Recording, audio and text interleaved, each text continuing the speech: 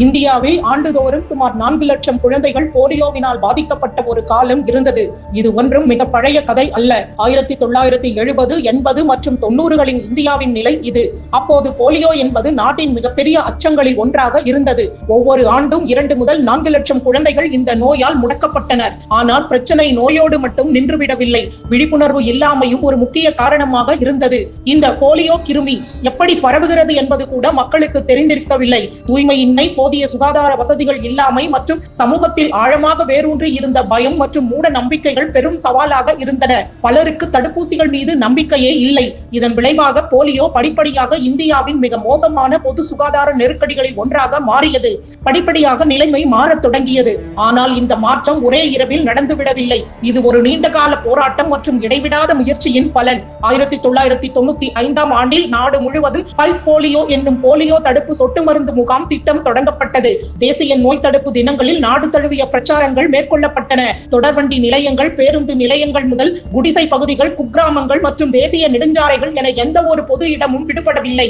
ஏனெனில் அந்த திட்டம் மிக தெளிவானது. ஒரு குழந்தை விடுபட்டாலும் வைரஸ் கிருமி தப்பி பிழைத்துவிடும். 2012 முதல் 2014 வரை ஒவ்வொரு ஆண்டும் மார்ச் 16ஆம் தேதி இந்தியாவில் சுமார் 17.2 கோடி குழந்தைகளுக்கு போலியோ தடுப்பு சொட்டு மருந்து புகட்டப்பட்டது. இந்த எண்ணிக்கை அமெரிக்கா, பிரிட்டன் மற்றும் கனடா ஆகிய நாடுகளின் மொத்த குழந்தைகளின் எண்ணிக்கையை விட 2 மடங்கு அதிகம். 24 லட்சம் தடுப்பூசி பணியாளர்கள், சுமார் 7 லட்சம் மையங்கள் மற்றும் 1.5 லட்சம் மேற்பார்வையாளர்களின் அயராத உழைப்பால் உலக சாதனை படைக்கப்பட்டது.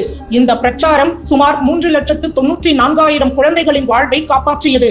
இந்த போராட்டத்தின் மிகப்பெரிய திருப்பு முனை 2011 ஜனவரி 13 அன்று நிகழ்ந்தது. அன்று மேற்கு வங்காளத்தில் 2 வயது சிறுமி ஒருவருக்கு இந்தியாவின் கடைசி போலியோ பாதிப்பு கண்டறியப்பட்டது. அதன் பிறகு அடுத்த 3 ஆண்டுகளுக்கு ஒரு புதிய பாதிப்பு கூட கண்டறியப்படவில்லை. இறுதியாக மார்ச் 27, 2014 அன்று இந்தியாவும் ஒட்டுமொத்த தென்கிழக்கு ஆசிய பிராந்தியமும் போலியோ இல்லாத நாடாக அறிவிக்கப்பட்டது. இருப்பினும் இந்த வெற்றி எந்த ஒரு தலைவருக்கோ அல்லது அமைப்பிற்கோ மட்டும் சொந்தமானது அல்ல. ராம் நரேஷ் மகதோ மற்றும் மஞ்சு தேவி போன்ற லட்சக்கணக்கான அமைதி போராளிகளின் உழைப்பால் இந்த வெற்றி கிடைத்தது.